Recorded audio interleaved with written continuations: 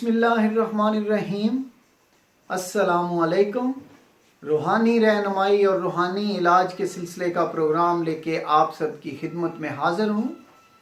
آج ہم سورہ مدثر کے بارے میں بیان کریں گے۔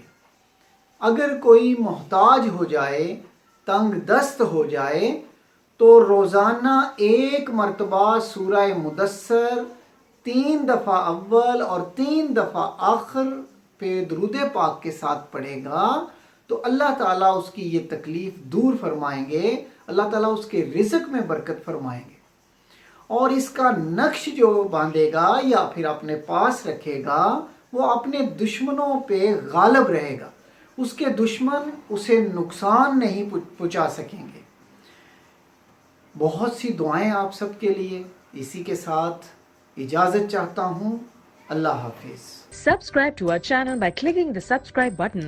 Click the bell button and enjoy the latest uploads from our channel.